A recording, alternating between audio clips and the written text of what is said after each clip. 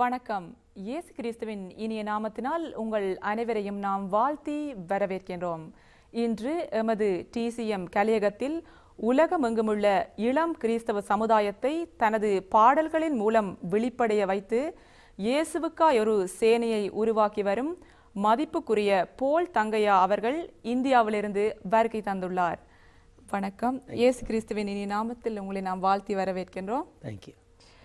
உங்களுடைய இசைத்தட்டுக்கள் இந்தியாவிலும் மட்டுமின்றி உலகின் பல பாகங்களிலும் வரவேற்கத்தக்க துதி ஆராதனை பாடல்களாக இருந்து வருகின்றது. உங்களுடைய பாடல்கள் இளம் சமுதாயத்தை இயேசுவின் ஆயுததாரிகளாய் மாற்றக்கூடிய பாடல்களாய் இருக்கிறது. உங்களுடைய இந்த ஊழிய அனுபவத்தை எங்களுடன் பகிர்ந்து கொள்ள முடியுமா? நான் என்னுடைய வாழ்க்கையில் எப்படியாவது மக்கள் இயேசுவை சொந்த ரட்சராக ஏற்றுக்கொள்ள வேண்டும். அது மாத்திரமல்ல, இப்பொழுது நாங்கள் பார்க்கும் பொழுது அநேக வாலிபர்கள் ஆலயத்திற்கு வருவதில்லை, இயேசுவை ஏற்றுக்கொள்வதில்லை. அவர்கள் என்ன சொல்கிறார் என்றால், ஆலயத்திற்கு போவது ஒரு வித்தியாசமான கலாச்சாரம், அதனால் நாங்கள் போய் ஆண்டவரை மகிமைப்படுத்த தேவையில்லை. அதனால தான் நான் இப்படிப்பட்ட ஒரு ஒளிநாடாவை நான் வெளியிடுகிறேன். அதன் மூலமாக நம்முடைய அநேக வாலிபர்கள், தமிழ் வாலிபர்கள் இயேசுவை ஏற்றுக்கொள்வார்கள், இயேசுவுக்காக ஜீவிப்பார்கள் என்பதற்காக இப்படிப்பட்ட ஒளிநாடாவை நான் போட்டு வருகிறேன். பாஸ்டர் போல் தங்கையா அவர்களுடைய இறுதி வெளியீடான நீர் வேண்டும் என்ற இசைத்தட்டு வெளியீட்டு விழாவிலிருந்து சில காட்சிகளை நாம் இப்பொழுது பார்ப்போம். நீர் வேண்டும். போதகர் பால் தங்கையா அவர்களின் 8வது இசைமழை நீர் வேண்டும். நீர் வேண்டும், நீரே வேண்டும். சர்வவல்ல தேவன் மேலே இயேசு நாமம், நாவுகள் எல்லாம் அறிக்கை செய்யும் இயேசு நாமம். முழங்கால் யாவும் முழங்கிடும் நாமம் இயேசு நாமம், நாமம் யாவும் முறித்திடும் நாமம் இயேசு நாமம். இயேசு நாமம் கொண்டாடுவோம், நாம் கொண்டாடுவோம், கொண்டாடுவோம் இயேசுவை, கொண்டாடுவோம், நாம் கொண்டாடுவோம், கொண்டாடுவோம் இயேசுவை, கொண்டாடுவோம், நாம் கொண்டாடுவோம். வாங்கிவிட்டீர்களா? இப்பொழுது எல்லா கிறிஸ்தவ விற்பனை மையங்களிலும் கிடைக்கும். இது ஒரு மியூசிக் மைண்ட்ஸ் வெளியீடு. இந்த இசைத்தட்டை பற்றி, உங்களுடைய இறுதி இசைத்தட்டை பற்றி நீங்கள் கொஞ்சம் கூற முடியுமா? நாங்கள் இதை வெளியிட்டு 3 வாரமாகின்றது. இது ஒரு VCD அல்ல, இது ஒரு ஆடியோ CD. ஆனால் நாங்கள் வெளியிடுற அன்றைக்கு யூத்தை வைத்து நாங்கள் அந்த சில பாடல்களிலிருந்து அவர்கள் நடனமாடி அதை செய்தார்கள்.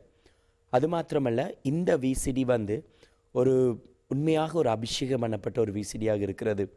ஏனென்றால் நான் ஒரு வருடமாக இந்த CDக்காக, ஆடியோ CDக்காக நான் ஜபித்து கொண்டு வந்தேன். ஒரு வருடமாக நான் இந்த ஆடியோ CDக்காக ஜபித்து கொண்டு வந்தேன். நான் உடனே அவசரப்பட்டு பாடல்களை எழுதி நான் இதிலே பாடவில்லை. நான் அநேக மணித்தியாலங்களை ஆண்டோட சமூகத்தில் உபவாசித்து, நானும் என் அண்ணனுடைய மனைவியும், அண்ணனுடைய மூத்த மகளும், இன்னொரு சிஸ்டரும், அவர்கள் எல்லாரும் ஜபித்து இந்த பாடல்களை நாங்கள் எழுதி வந்தோம். அதனால் இந்த ஆடியோ CD ஒரு மிக முக்கியமான CDயாக இருக்கிறது. ரெண்டாவதாக, நான் இந்த ஆடியோ CD ரெக்கார்ட் பண்ண போகும் பொழுது என்னுடைய லங் கண்டிஷன் 46% தான் வேலை செய்துச்சு. டாக்டர் என்னை பார்த்து சொன்னாங்க, உங்களுக்கு 46% தான் உங்களுடைய லங்ஸ் வேலை செய்தேன், நுரையீரல். அப்படி இருந்தும் நான் இதில் ஹை பிச்சில் நான் பாடியிருக்கிறேன். உண்மையாக அது ஆண்டவருடைய ஒரு அற்புதமான காரியம். மூன்றாவதாக, இந்த ஒளிநாடாவில் நான் இதுக்குத்தான் நான் ஹையஸ்ட் அமௌண்ட் ஆஃப் மணி நான் ஸ்பெண்ட் பண்ணி, யாருமே இப்படி ஸ்பெண்ட் பண்ணியிருக்க மாட்டார்கள், அவ்வளவு ஸ்பெண்ட் பண்ணி தி பெஸ்ட் குவாலிட்டியாக நாங்கள் ரிலீஸ் பண்ணியிருக்கிறோம். அது மாத்திரமல்ல, இதில் 5 விதமான பாடல்கள் உண்டு. தமிழ் ஜாஸ், தமிழ் ராக், அப்புறம் ஒரு ஆஃப்ரிக்கன் ஸ்டைல், ஸ்ரீலங்கா பைலாம், அப்புறம் ஒரு பரதநாட்டியம் ஸ்டைல், அப்படி வித்தியாசமான நல்ல வேர்ஷிப்போடு இதை வெளியிட்டிருக்கிறோம். ஸோ இது ஒரு நல்ல ஆசீர்வாதமாய் மாறும் என்று நாங்கள் நம்புகிறோம். இன்றைய காலகட்டத்தில் மேற்கத்திய இசையை சேர்ந்த அநேக தமிழ் கிறிஸ்தவ பாடல்கள் வெளிவந்து கொண்டிருக்கின்றன. வாலிபர் மத்தியில் இந்த இசைத்தட்டுக்கள் வரவேற்கத்தக்கதாக இருக்கும் அதே வேளையில் அநேகருடைய எதிர்ப்புக்கும் ஆளாகி வருகின்றன. எப்படியெனில், மேற்கத்திய இசையை சார்ந்த இசையில் ஒருவர் பாடல்களை வெளியிட்டால் இது ஆவிக்குரிய பாடல்கள் அல்ல, உலக பிரகாரமான பாடல்களாக இருக்கின்றது என ஒரு சாரர் கூறி வருகின்றனர். இதை பற்றி உங்களுடைய கருத்து என்ன? என்னுடைய கருத்து என்னவென்றால், முதலாவதாக நாங்கள்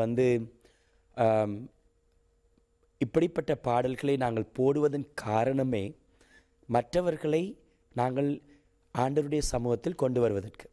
அப்போ இது ஒரு பாயிண்ட் ஆஃப் கான்டாக்டாக இது மாறும்.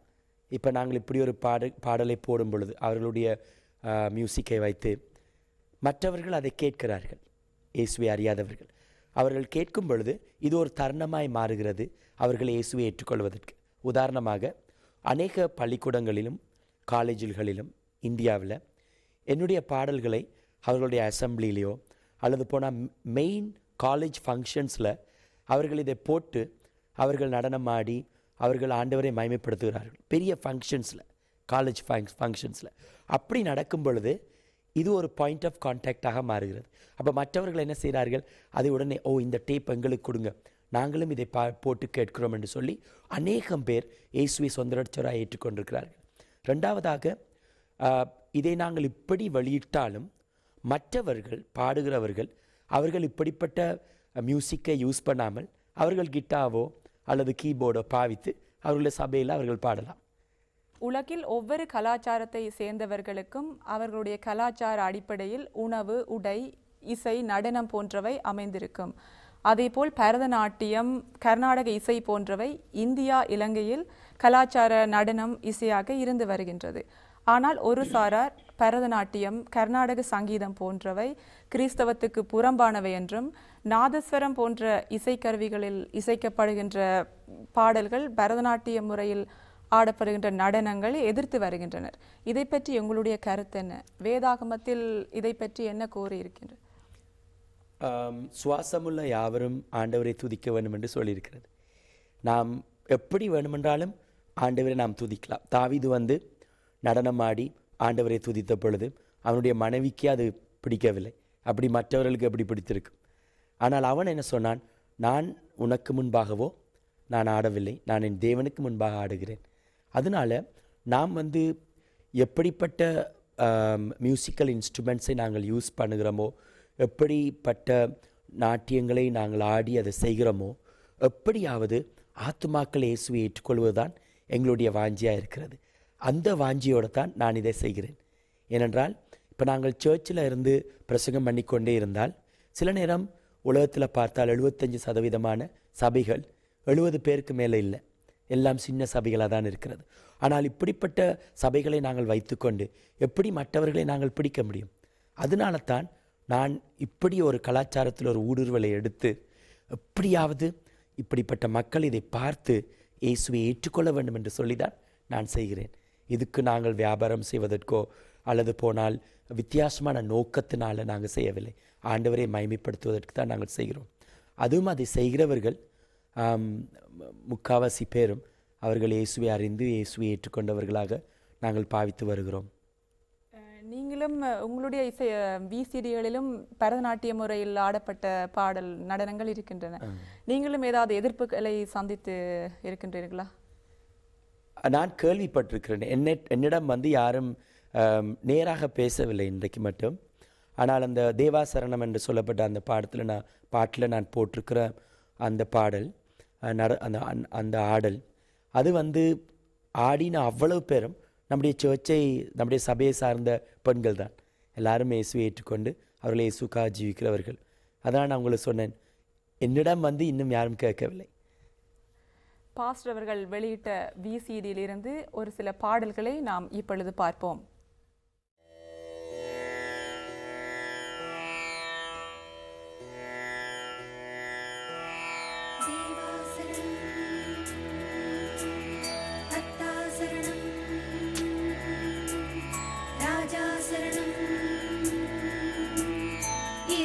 சரணம்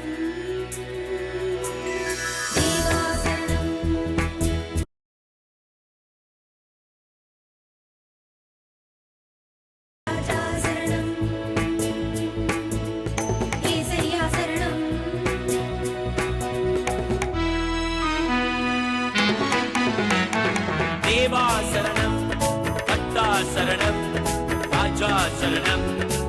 ஏசையா சரணம், தேவா சரணம், கர்த்தா சரணம், ராஜா சரணம், ஏசையா சரணம்.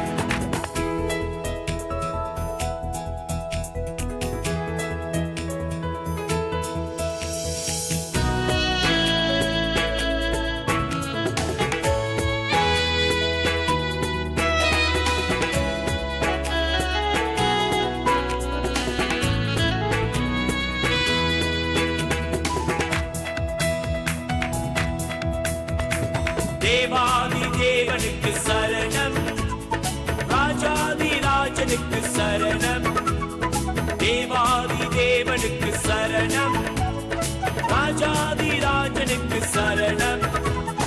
தூய ஆவி சரணம், அபிஷேகநாதா சரணம், தூய ஆவி சரணம், அபிஷேகநாதா சரணம், சரணம் சரணம் சரணம் சரணம் சரணம் சரணம். தேவா சரணம், கர்த்தா சரணம், ராஜா சரணம், ஏசையா சரணம். தேவா சரணம், கர்த்தா சரணம், ராஜா சரணம், ஏசையா சரணம்.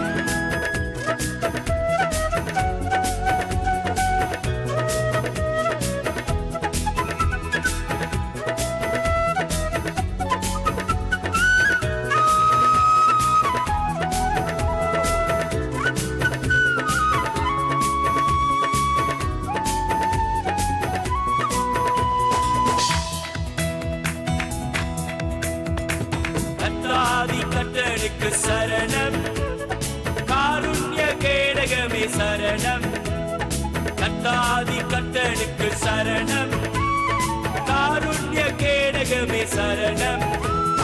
பரிசுத்தாவி சரணம், ஜீவநதியே சரணம், பரிசுத்தாவி சரணம், ஜீவநதியே சரணம், சரணம் சரணம் சரணம் சரணம் சரணம் சரணம். தேவா சரணம், கர்த்தா சரணம், ராஜா சரணம், ஏசையா சரணம். தேவா சரணம், கர்த்தா சரணம், ராஜா சரணம், ஏசையா சரணம்.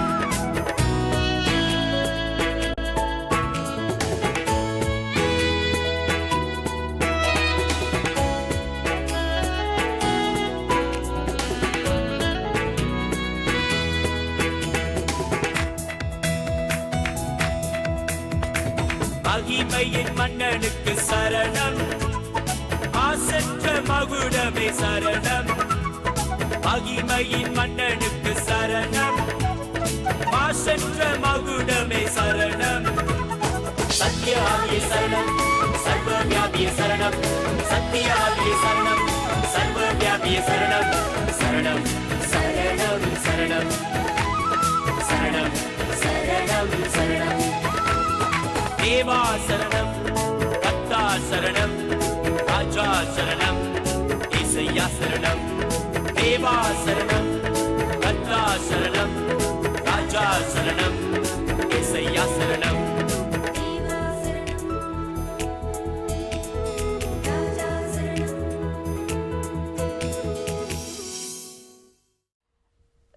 இந்தியாவில் உள்ள உங்களுடைய சபையை பற்றி நீங்கள் கூற முடியுமா?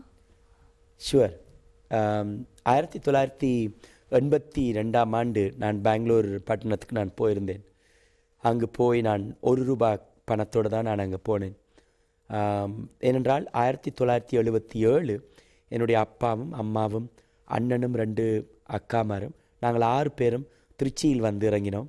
6 சூட்கேஸும் 6 தலையாணியும் $20 அமெரிக்கன் அப்பாவோட கையில் இருந்துச்சு. அதோடு தான் நாங்கள் இந்தியாவுக்கே வந்தோம், ஸ்ரீலங்காவிலிருந்து. அதற்கு பிறகு நான் பெங்களூரில் வந்து நான் 4 வருடம் என்னுடைய காலேஜில் நான் படித்து, அதற்கு பிறகு நான் இந்திரா நகரில் இந்த சர்ச்சை நான் ஸ்டார்ட் பண்ணேன். தொடங்கும் பொழுது எனக்கு ஒரே ₹1 தான் என் கையில் இருந்தது. நான் கஷ்டப்பட்டு தொடங்கினேன். முதல் நாள் 200 நாட்காலிகளை கதிரைகளை நான் போட்டு 3 பேர் தான் வந்திருந்தார்கள். அப்பொழுது என்னுடைய ஸ்தாபனத்தின் தலைவர் என்னை கூப்பிட்டு கேட்டார், எத்தனை பேர் உங்களுடைய ஆலயத்திற்கு வந்தார்கள்? நான் அப்போ சொன்னேன் 197 தேவதூதர்களும் 3 ஆத்துமாக்களும் என்று. அப்போ அவர் சொன்னார், பால் தங்கியாவை பேசாமல் விட்டு விடுங்க, அவன் செய்கிறதை செய்யட்டும் என்று. அதில் இருந்து நான் ரொம்ப கஷ்டப்பட்டு ஆண்டோடைய சமூகத்தில் உபாசமாக இருந்து அநேக நாட்கள் சாப்பாடு இல்லாமல் பட்டினியாய் கிடந்து ஆண்டவரை நான் விட்டு விலகலை. அவரிடத்திலேயே நம்பிக்கை வைத்து அழுது அழுது ஜபித்து ஜபித்து சபை மெதுவாக 10 வந்துச்சு. அதற்கு பிறகு 20, 27 அப்படி வந்துச்சு. 27 வரும்பொழுது நான் பிரசங்கம் பண்ணுவேன். நம்முடைய பெங்களூர் பட்டணத்திலே நான் ஒரு பெரிய சபையை கட்டுவேன் என்று 7 பேர் வந்து எனக்கு சொன்னார்கள், பாஸ்டர் அடுத்த வாரம் நீங்கள் அப்படி சொன்னால் நாங்கள் உங்களோட சபையை விட்டு போவோம் என்று. நான் கேட்டேன் ஏன் என்று. அவங்க சொன்னாங்க, நீங்கள் ரொம்ப வாலிபன், உங்களுக்கு தெரியாது நீங்கள் என்ன பேசுகிறீங்கன்னு. 27 பேரை வைத்துக்கொண்டு ஒரு சின்ன ரூமில் இருந்துட்டு பெரிய சபை கட்டுவேன்னு சொல்கிறீங்க, அது முடியாதுன்ட்டு. அப்போ அடுத்த வாரம் வரும்பொழுது நான் நல்லா உபவாசம் பண்ணி ஜபித்து நான் ஞாயிற்றுக்கிழமை சொன்னேன், நான் இந்தியாவில் பெங்களூரில் பெரிய சபையை கட்டுவேன்.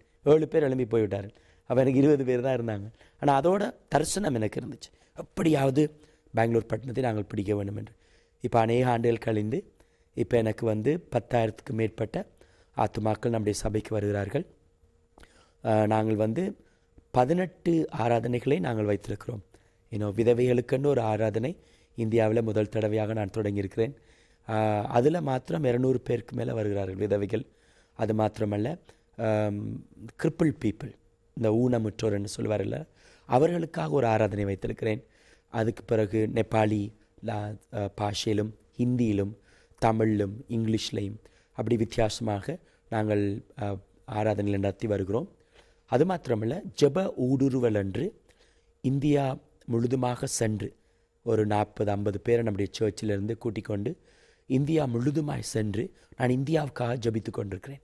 எப்படியாவது இந்தியா இயேசுவை ஏற்றுக்கொள்ள வேண்டும் என்று. அதே நான் ஸ்ரீலங்காவுக்கு 38 பேரை கூட்டிக் கொண்டு போய் ஸ்ரீலங்கா முழுதுமாக 8 நாள் நாங்கள் டீமாக பிரித்து நாங்கள் ஸ்ரீலங்காவுக்காக ஜபித்தோம். அதே போல் அநேக தேசங்களில் போய் அப்படி நாங்கள் ஜபித்து வருகிறோம். அது மாத்திரமல்ல, பவர் கான்ஃபரன்ஸ் என்று தலைவர்களை உருவாக்குகிற ஒரு கூட்டம் நான் வைத்திருக்கிறேன், ஒரு மீட்டிங்கு. 97ஆம் ஆண்டு அதை நான் தொடங்கினேன். இன்றைக்கு மட்டும் 1,27,000 தலைவர்களை நான் உருவாக்கியிருக்கிறேன். இந்தியாவிலையும் பர்மாவிலையும் பூட்டான்லேயும் சிங்கப்பூர்லேயும் ஸ்ரீலங்காவிலையும் ஜெர்மனிலையும் ஆஸ்திரேலியாவிலையும் ஃப்ரான்ஸ்லேயும் அநேக நாடுகளுக்கு போய் தலைவர்களை நான் உருவாக்கி கொண்டிருக்கிறேன். அது மாத்திரமல்ல, ஒரு நல்ல ஒரு சில்ட்ரன்ஸ் ஹோம் ஒன்று நான் கட்டியிருக்கிறேன். 1 கோடிக்கு நான் அதை கட்டினேன். ஏனென்றால் சில்ட்ரன்ஸ் ஹோம் வந்து சில இடங்களில் ஏதோ ஒரு சின்ன ஆடு மாடு தங்குற மாதிரி கட்டி வைக்கிறார்கள். நான் அப்படி விருப்பமில்லை. என்னுடைய பிள்ளைகள் என்று நான் அதுகளுக்காக மல்டிநேஷ்னல் கம்பெனி மாதிரி நல்லா இட்டாலியன் மார்பிள் எல்லாம் போட்டு பியூட்டிஃபுல்லாக கட்டியிருக்கிறோம். அதை ஆண்டவர் ஆசீர்வதித்து வருகிறார். இப்படியாக நாங்கள் பல ஊழியங்களை செய்கிறோம். அது மாத்திரமல்ல, இந்தியாவில் மாத்திரம் நான் தொலைக்காட்சியில் டெலிவிஷன் மூலமாக காட் டிவிலையும் மிரக்கல் நெட்லையும் நியூ ஹோப்லையும் இந்தியாவில் மாத்திரம் நான் 21 மில்லியன் வீடுகளுக்கு நாங்கள் நம்முடைய ப்ரோக்ராம் போகிறது. உங்களுடைய ஊழியங்களுக்கு தேவையான பொருளாதார தேவைகள் எப்படி சந்திக்கப்படுகின்றன? நான் வந்து ஒரு தொடக்கத்திலிருந்து நான் சபையை நான் சொல்லியிருக்கிறேன். சபையின் மூலமாக நமக்கு நாங்கள் நம்மை தாங்க வேண்டும் என்று சொல்லி. ஸோ நாங்கள் கஷ்டமான சூழ்நிலை வரும்பொழுது நல்லா ஜபித்து ஆண்டவரிடத்தில் அற்புதத்தை எதிர்பார்த்து நாங்கள் செய்து கொண்டு வருகிறோம். நாங்கள் வந்து மற்ற தேசங்களிலிருந்து எங்களுக்கு தொடர்ச்சியான சப்போர்ட் ஒன்றும் வருவதில்லை. எனக்கு அப்படிப்பட்ட சப்போர்ட் எடுக்கிறதுக்கு அந்த நம்பரும் எனக்கு இல்லை. அந்த FCRA நம்பர் என்று சொல்வார்கள், அந்த நம்பரும் எனக்கு மட்டும் இல்லை. ஆனால் ஆண்டவர் என்னை வழிநடத்தி வருகிறார். ஏன்னா நான் தொடக்கத்திலேருந்து நான் அதிகமாக கஷ்டப்பட்டவன் என்னுடைய வாழ்க்கையில். அநேக நேரம் என்னுடைய குழந்தைக்கு பால் இல்லை என்று என்னுடைய மனைவி சொல்லும் பொழுது நான் சொல்லுவேன், தண்ணியில் சீனியை போட்டு கொடுக்க சொல்லிவிட்டு சபையில் போய் உட்காந்து நான் ஜபிப்பேன். ஜபிக்கும் பொழுது யாராவது வந்து ஒரு 20 ரூபாய் கொடுக்கும் பொழுது அதை எடுத்துக்கொண்டு வந்து நான் பால் டீன் வாங்கி கொடுப்பேன் வீட்டில். அப்படித்தான் நான் வளர்ந்தேன். கஷ்டப்பட்டு நான் வளர்ந்தேன் ஊழியத்தில். நானே எல்லாத்தையும் க்ளீன் பண்ணி பெருக்கி 200 சேர் அடுக்கி கதிரைகளை அடுக்கி பாத்ரூம் எல்லாம் க்ளீன் பண்ணி நானே எல்லாம் செய்வேன்.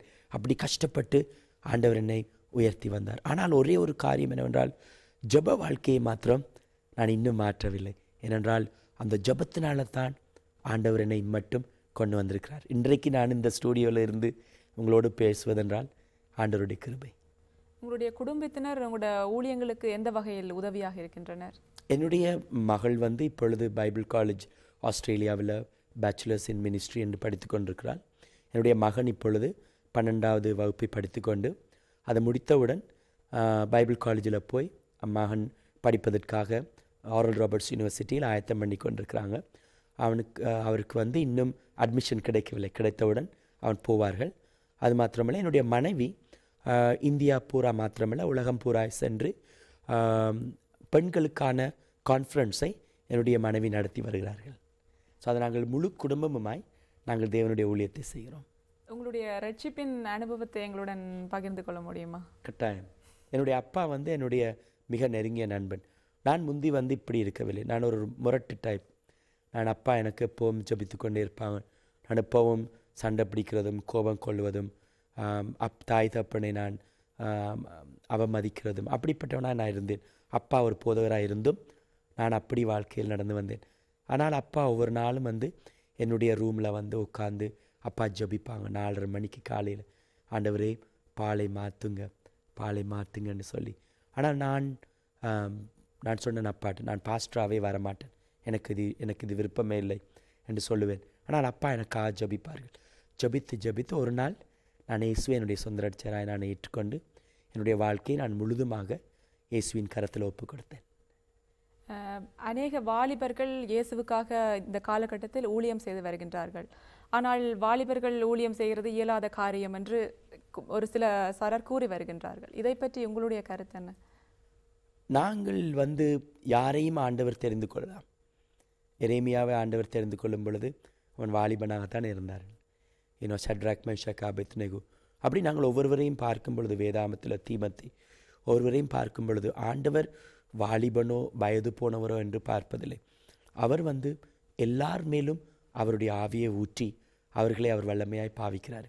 சில தேசங்களில் அவர்கள் சொல்லுகிறார்கள் 10 வயது உள்ள பிள்ளைகள் அவர்கள் பெரிய சபையை நடத்துகிறார்கள் என்று. அப்படிப்பட்ட ஒரு சூழ்நிலை இப்பொழுது வந்திருக்கிறது. அதனால் நாங்கள் யார் செய்யணும் என்று நமக்கு அது பெரிய காரியமல்ல. ஆனால் எல்லாரும் ஊழியத்தை செய்யும் பொழுது தான் நாம் இந்த உலகத்தை இயேசுவுக்காக நாங்கள் கலக்க முடியும். வளர்ந்து வரும் இளம் கிறிஸ்தவ சமுதாயத்துக்கு நீங்கள் என்ன கூற விரும்புகிறீர்கள்? முதலாவதாக அவர்களுடைய ஜெப வாழ்க்கையை அவர்கள் நன்றாக வைத்துக்கொள்ள வேண்டும். 2வது வேதத்தை அவர்கள் ஒழுங்காக வாசிக்க வேண்டும். 3வதாக அவர்கள் ஒரு சபையோடு அண்டி ஜீவிக்க வேண்டும். அவர்களுக்கு விருப்பமான காரியங்களை அவர்கள் நினைத்த மாதிரி செய்யாமல் ஒரு சபையோடு சேர்ந்திருப்பது மிகவும் நல்லது.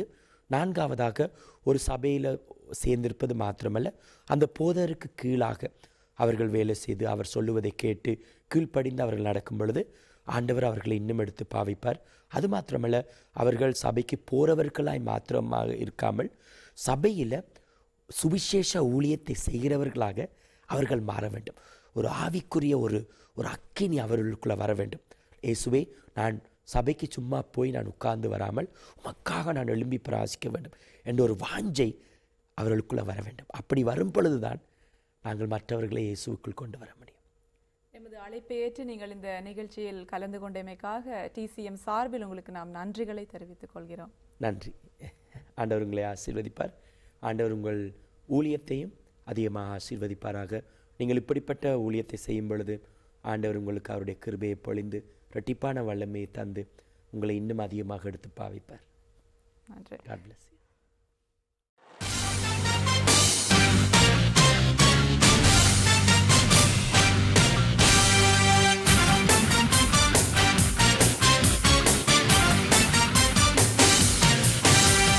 சேனைகளால் எழும்புவோம், தேசத்தை கலக்கிடுவோம். சேனைகளால் எழும்புவோம், தேசத்தை கலக்கிடுவோம். வெற்றியுண்டு, வெற்றியுண்டு, இயேசுவின் நாமத்தில் வெற்றியுண்டு. வெற்றியுண்டு, வெற்றியுண்டு, இயேசுவின் நாமத்தில் வெற்றியுண்டு.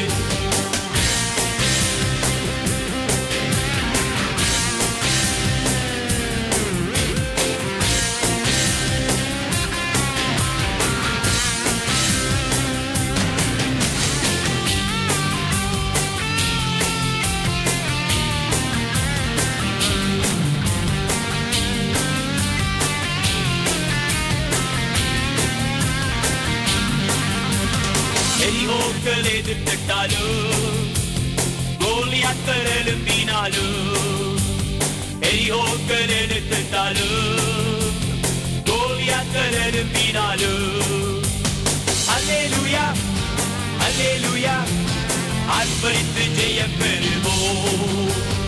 அல்லேலூயா அல்லேலூயா ஆர்ப்பரித்து ஜெயம் பெறுவோம். சேனைகளால் எழும்புவோம், தேசத்தை கலக்கிடுவோம். சேனைகளால் எழும்புவோம், தேசத்தை கலக்கிடுவோம்.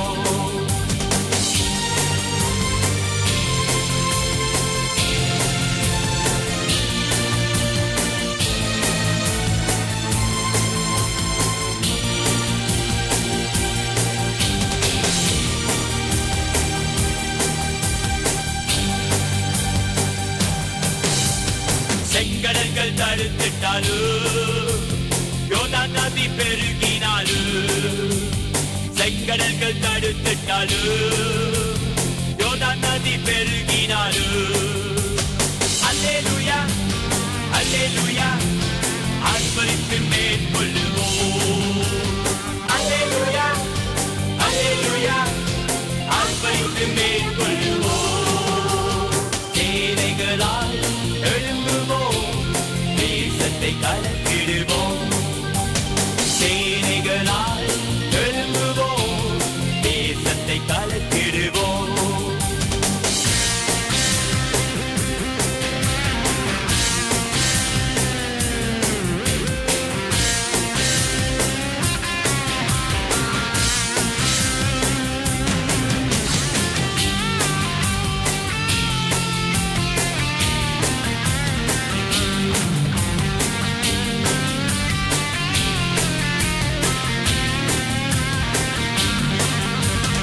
கானானியர் ஆக்கிரமித்தாலும், எகிப்தியர் நெருக்கிட்டாலும்.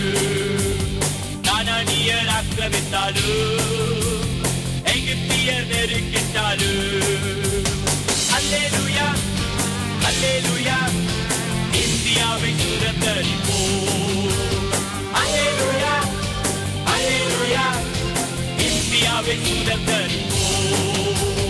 சேனைகளால் எழும்புவோம், தேசத்தை கலக்கிடுவோம். சேனைகளால் எழும்புவோம், தேசத்தை கலக்கிடுவோம். வெற்றியுண்டு வெற்றியுண்டு இயேசுவின் நாமத்தில் வெற்றியுண்டு. வெற்றியுண்டு